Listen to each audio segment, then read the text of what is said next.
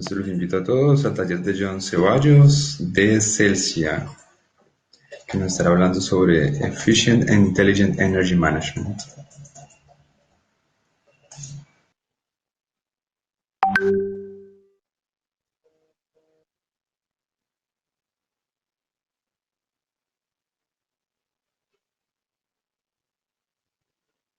Listo. Ya comienzo, Juan. Sí, sí, perfecto.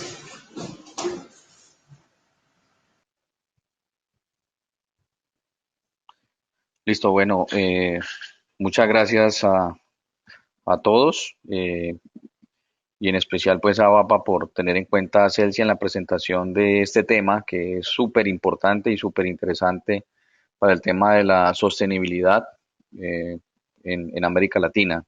Entonces, en esta ocasión pues vamos a hablar de la transformación energética. Voy a tratar de dar una presentación, pues, resumida, ¿cierto? Porque realmente de esto hay mucho tema, hay mucho, digamos, hay muchas cosas que contar, pero debido al tiempo, pues, voy a tratar de hacerla resumida. Eh, pues las preguntas pueden irlas haciendo en la medida que voy exponiendo o pues de pronto al final también sí voy a dejar un espacio corto para hacer las preguntas que tengan. Bueno, entonces en el tema de transformación energética debemos tener en cuenta pues un contexto global y contexto global pues tiene que ver con los países o los continentes que más están aportando pues digamos CO2 o temas de gases de efecto invernadero y también los que en cierta forma tienen una mayor cantidad de energía disponible, pero vemos que se está viendo afectado, hay una crisis energética y no se vislumbra pues una solución rápida o a corto plazo.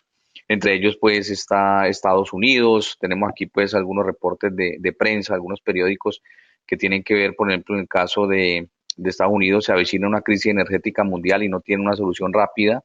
Otro titular que hay pues para el caso de Europa, ¿cierto? Tiene que ver con bienvenido a la mayor crisis energética en Europa de los últimos 50 años y en China, que no se queda atrás, aparece también un titular que dice crisis energética de China amenaza recuperación económica mundial. Entonces, como pueden ver, esto es un tema de alto impacto, sobre todo pues de aquellos países o continentes que tienen que tienen bastante generación energética porque su consumo de electricidad es bastante alto. Quería como nombrarles aquí en esta diapositiva un panorama de riesgos globales en donde tenemos el top de riesgos. Si podemos ver, digamos, hay unos cuadrantes, ¿cierto? Que tienen que ver con el likelihood, que es la probabilidad, y el eje Y o el eje vertical que tiene que ver con el impacto.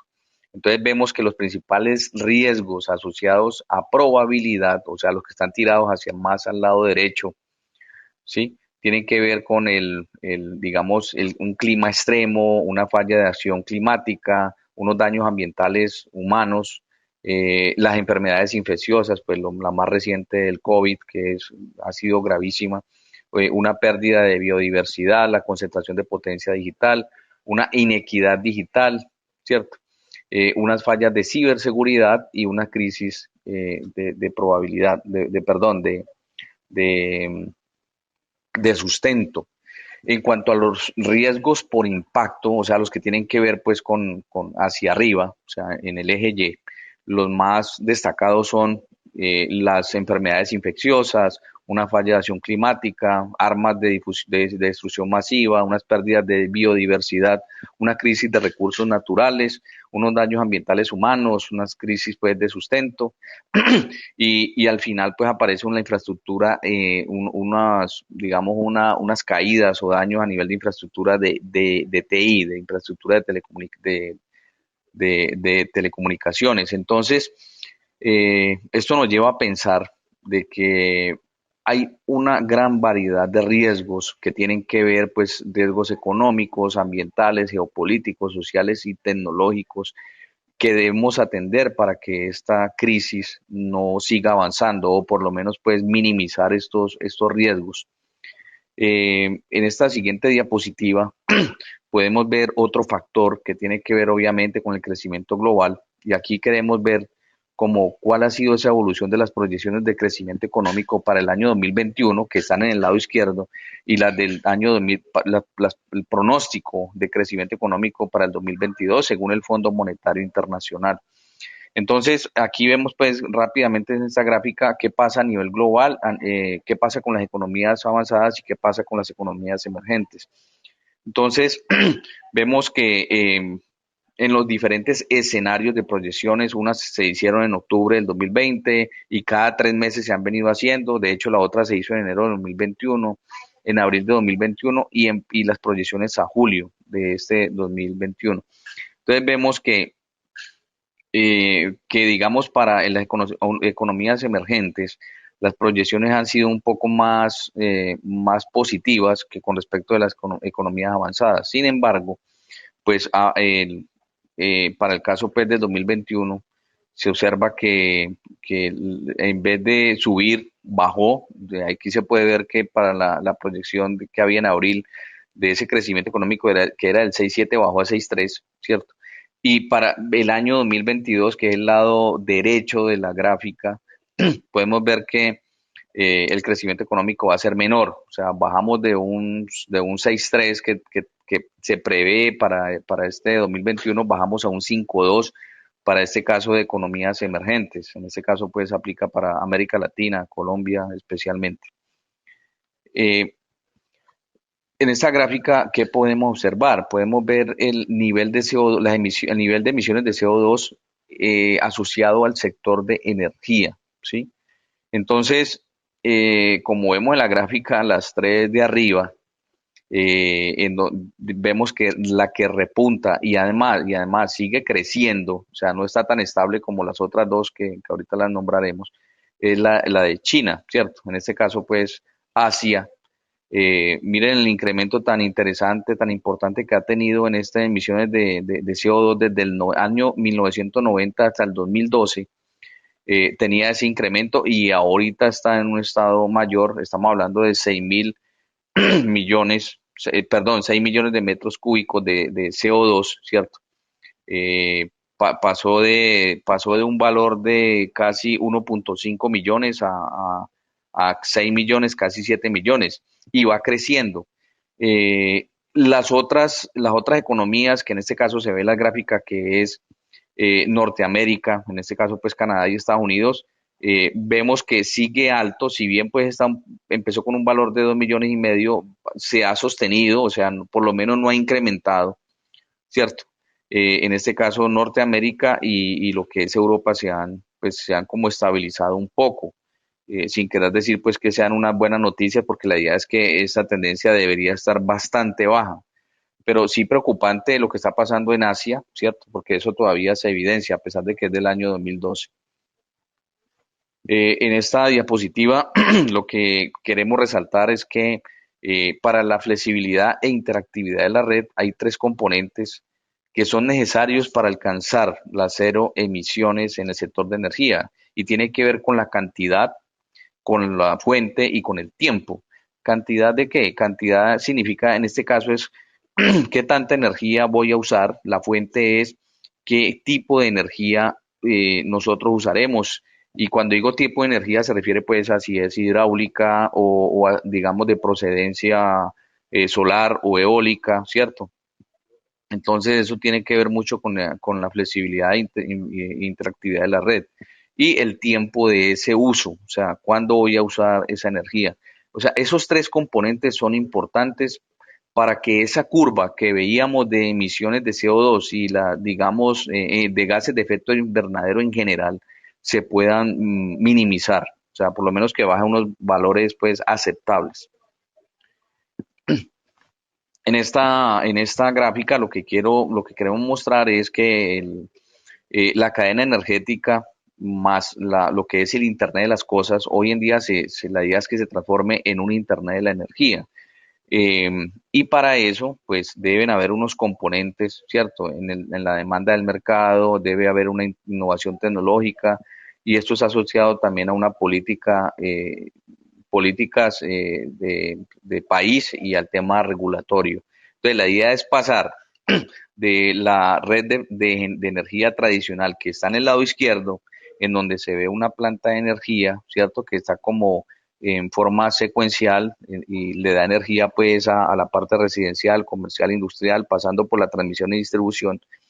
La idea es que pasemos a un modelo como del lado derecho, en donde, digamos, podemos hablar de una nube, la nube de la energía, y que está compuesto pues por todos los elementos de generación, que en este caso son turbinas de viento, o sea, la energía eólica, la energía solar, todos los temas pues de vehículos eléctricos, todo lo que es automation building, automatización de edificios, etcétera. O sea, formar una nube, un ecosistema de esa energía que, digamos, evolucione, que vaya evolucionando.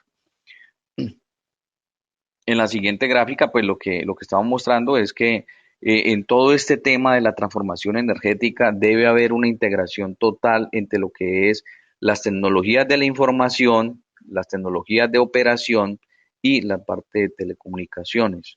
Y vemos que en diferentes momentos se pueden integrar. Por ejemplo, vemos que las telecomunicaciones y la IT, o sea, las tecnologías de la información, se pueden integrar con ellas, trabajar con unos modelos, ¿cierto?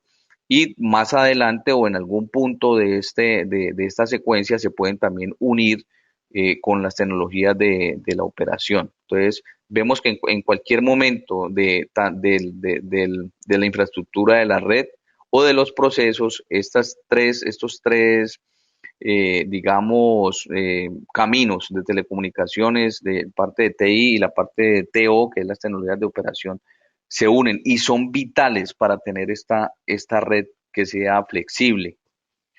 En la siguiente diapositiva, pues podemos ver, ¿cierto?, los nuevos conceptos que hay, en este caso de activos intangibles o digitales, y que van a permitir unos nuevos modelos de negocio. Para lograr esto, obviamente, la idea es llegar a una descarbonización, una digitalización a través del Internet de las Cosas, la descentralización y una democratización. Eh, Esto no va solo, esto debe ir acompañado con unos procesos, o con unos algoritmos de inteligencia artificial si queremos llegar más rápido. Aquí está pues la digitalización de la distribución y los mercados, en donde esto aplica para todos los elementos de la cadena de energía, en este caso para la generación, para lo que es el sistema de transmisión nacional, o sea, las redes de 220 voltios, de 220 kilovoltios, perdón, lo del el sistema de transmisión regional, los sistemas de distribución local, eh, la parte de comercialización y la parte de pérdidas. O sea, toda esta cadena debe estar pues digitalizada para digamos llegar más rápido al tema pues de que nos aplica en este espacio, en esta presentación. El tema de la transición energética en Colombia está basada pues digamos, en tres conceptos principales, que es la confiabilidad y la cobertura, la eficiencia y la competitividad, y lo que es la sostenibilidad y la lucha contra el cambio climático. Recordemos que en Colombia, digamos, tenemos eh, unos recursos súper importantes que permiten que este sueño se haga realidad. ¿Y por qué lo digo? Porque contamos con recursos como el agua, o sea, contamos con más de 740.000 cuencas hidrográficas. Eso nos permite estar dentro de los 10 países que concentran el 46% de la oferta de agua a nivel mundial. Contamos con viento, ¿cierto? Tenemos un potencial de producción de energía de 25 gigavatios en el país. O sea, la cantidad de viento que hay nos permite, sobre todo pues con el recurso que hay en La Guajira, podríamos tener una capacidad instalada de casi la capacidad que necesita Colombia para su, digamos, su sustento energético, de 25 gigas. O sea, es impresionante la cantidad ese potencial de viento que tenemos aquí en Colombia. Y en el tema del sol, pues obviamente también es por estar en esta zona tropical, sobrepasamos el promedio mundial de radiación, que en este momento tenemos 4.5 kilovatios hora por metro cuadrado. O sea que digamos, es digamos, tenemos ese súper beneficio de contar con estos recursos energéticos de forma abundante en este momento que la idea es cuidarlos para que no lleguemos a un nivel de escasez. Aquí la idea es que esto no se va a dar de la noche a la mañana, va a haber una transición, ¿cierto?, a nuevos modelos de negocio. Eh, la idea es pasar de un modelo de administración de activos en donde, digamos, el crecimiento de la red eléctrica es orgánica, la demanda es pasiva, es decir, que los clientes, la participación por ahora es poca, ¿cierto? O sea, en este tema energético y tenemos un mercado regulado. Entonces, la idea es pasar de un sistema de administración de activos a un sistema en donde haya una participación activa de la demanda, o sea, de todo lo que son los clientes. Y eso, la idea es llevarlo a través de unos recursos de energía distribuidos que son las DER. Entonces, en ese sentido, pues la idea es tener un ecosistema de generación en donde la generación de energía esté muy cerca al usuario o al punto de consumo, en donde las redes permitan tener un sentido tanto de consumo como de generación, o sea, que sea bidireccional, tanto en energía como en la información, y poder tener un ecosistema que permita optimizar los recursos naturales disponibles.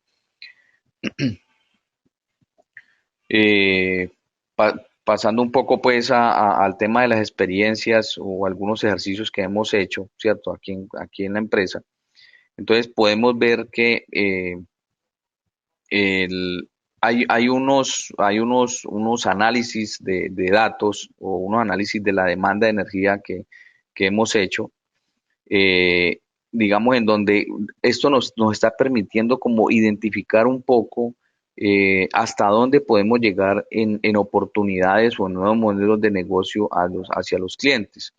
Entonces, lo que queremos es mostrarles pues como unos ejercicios que hemos hecho aquí en la empresa.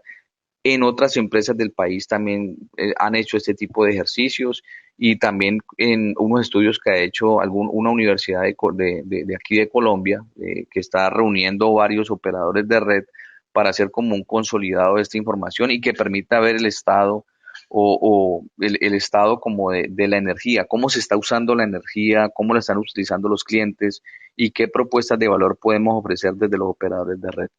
Entonces, en ese sentido, pues vemos unas curvas características, ¿cierto?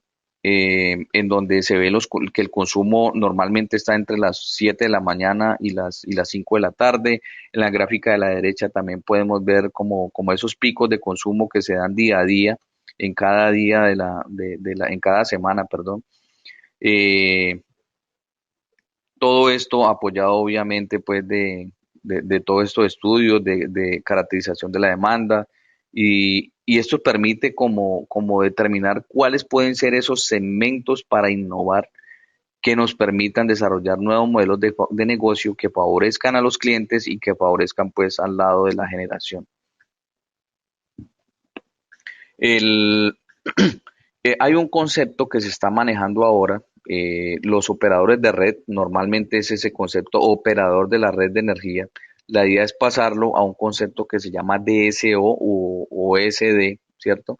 Que es operador del sistema de distribución. O sea, no limitarse solo a manejar la red eléctrica convencional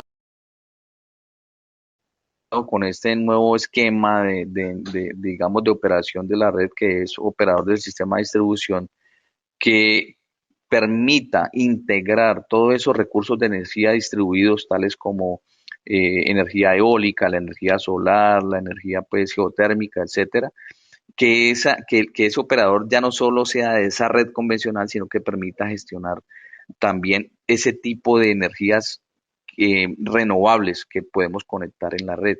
Además de que también permita gestionar todo lo que es el mercado asociado a esa nueva red. Para ello, pues se debe contar con una generación distribuida, que son las DER que les estaba comentando, que tengan una red digamos, convencional que haya evolucionado, o sea, que permita como hacer restablecimiento o autocurado automático en caso de una falla, que se pueda pues hacer digamos, una alimentación por otro lado y que los clientes no pierdan pues como la energía, ¿cierto?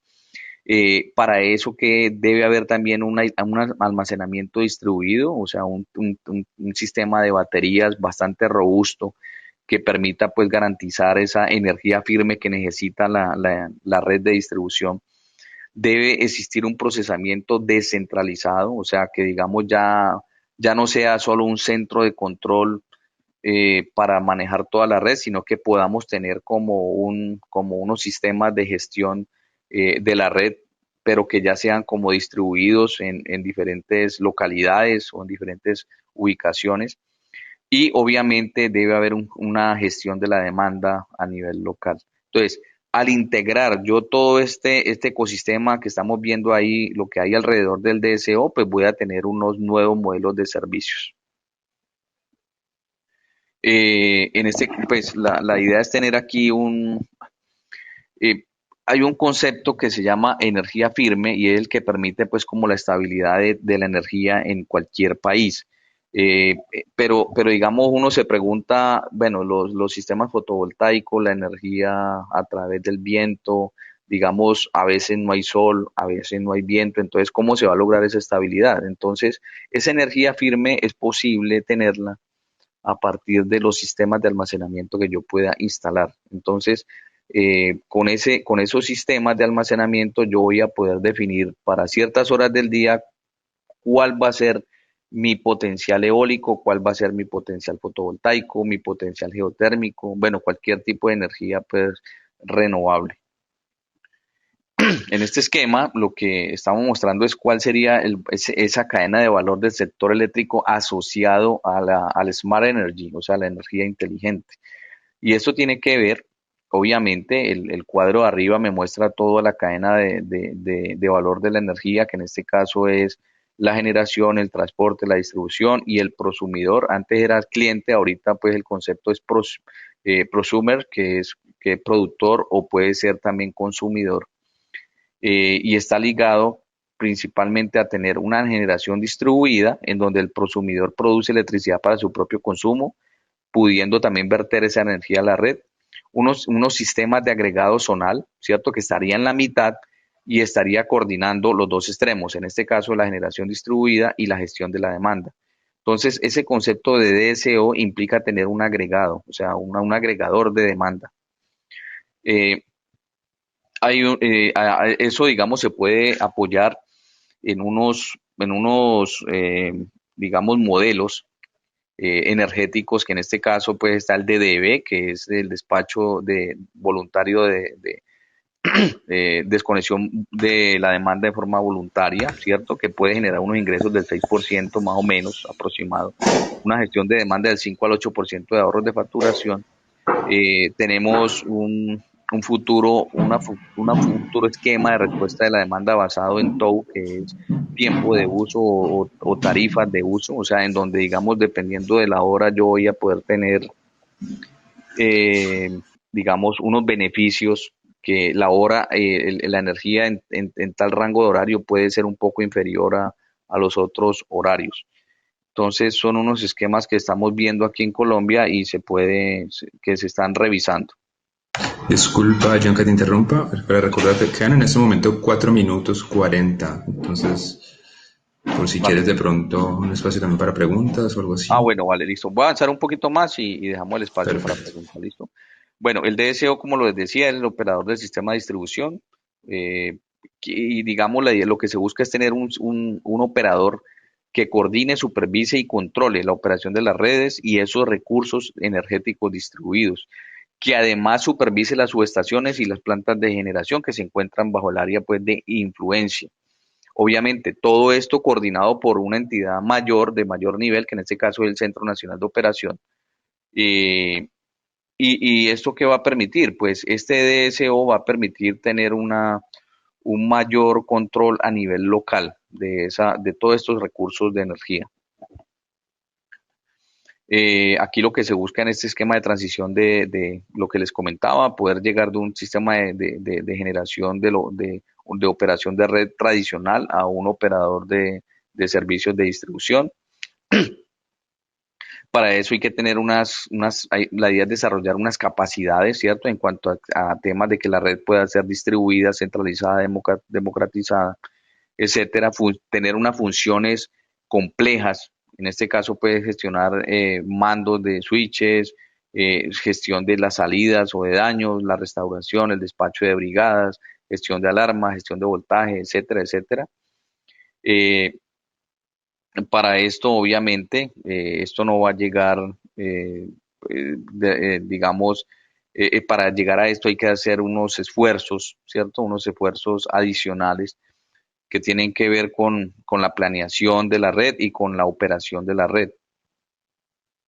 Eh, y esto debe ir acompañado de unos estándares de arquitectura tecnológica en cada dominio. Entonces, cuando hablo de dominio, hablo de operaciones o de mercado o de respuesta a la demanda, de medición avanzada, generación distribuida y de usuario. Entonces, en este caso, cada uno de estos dominios tiene unos estándares que han sido súper importantes para lograr la comunicación efectiva entre los diferentes componentes de la red. Por ejemplo, para operaciones, pues obviamente el IEC es un estándar a nivel mundial, ¿cierto? Y el DNP que permiten pues digamos, la conexión de todos los sistemas ADMS o sistemas de gestión de la operación, etcétera. En cuanto al mercado también está el IEC, en cuanto a respuesta a la demanda está el DNP y el OpenADR. En cuanto al usuario, pues tenemos unos protocolos, ¿cierto? O unas arquitecturas tecnológicas estándares muy usados que son el OpenADR, el Prime, el Bagnet, bueno, diferentes tipos de protocolos que permiten van a permitir que esa estrategia hacia la eficiencia e innovación se pueda dar de manera eficiente y rápida. Queda un Todo minuto esto, y medio. sí, todo esto acompañado de analítica, para todo, digamos, pasando desde la analítica descriptiva, llegando hasta la analítica cognitiva. Y bueno, yo creo que eso era lo que les quería comentar. Si alguien tiene alguna pregunta. Bueno, muchísimas gracias John por tu intervención. Antes de leer la pregunta, los invito a todos también para continuar ahora en la charla del DAAD. Aquí hay dos preguntas, vamos a elegir una, un minuto para la respuesta. ¿Es un sistema de energía distribuida está por lo menos siendo planeado en Colombia? Sí, sistemas de energía distribuido, de hecho los hay. O sea, en este caso, sistemas de energía distribuido es lo que nosotros aquí, pues conceptualmente lo hemos llamado DER, por sus siglas, recursos de energía distribuido o Distributed Energy Resources. Y los hay en varios sitios de Colombia. De hecho, aquí nosotros en Celsia, la empresa de energía, ya hemos implementado varios sistemas grandes, ¿cierto? Desde el lado de la oferta y desde el lado de la demanda, son sistemas de diez megavatios, de 20 gigavatios, perdón, de 20 megavatios. Ya digamos, nos ganamos una convocatoria para instalar 100 megavatios, o sea, es súper importante, casi del tamaño de una planta, de una central hidroeléctrica mediana, que ya es un avance bastante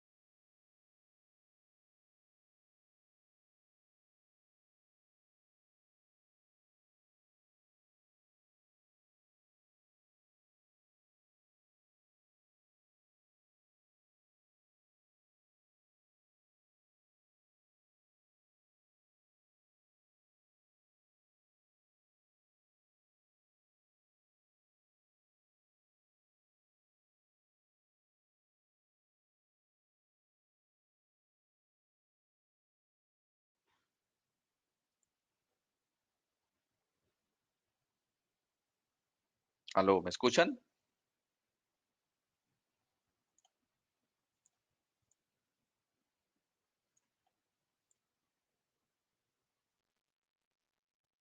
Aló, ¿me escuchan?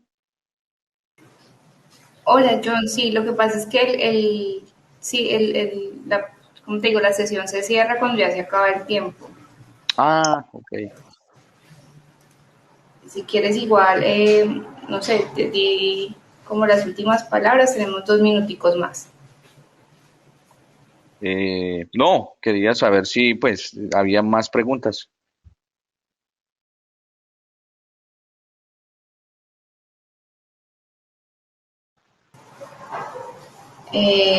No recuerdo, había otra pregunta, pero ya no aparece. No recuerdo cuál era. Yo- no, yo creo que ya dejemos ahí, que igual ya va a iniciar la siguiente sesión. Muchísimas gracias, muy interesante tu presentación, te agradecemos mucho tu participación. Listo, con mucho gusto, María y Juan. Vale, que te vaya muy bien. Te invitamos también, va a haber una charla del día de ahorita por si quieren asistir.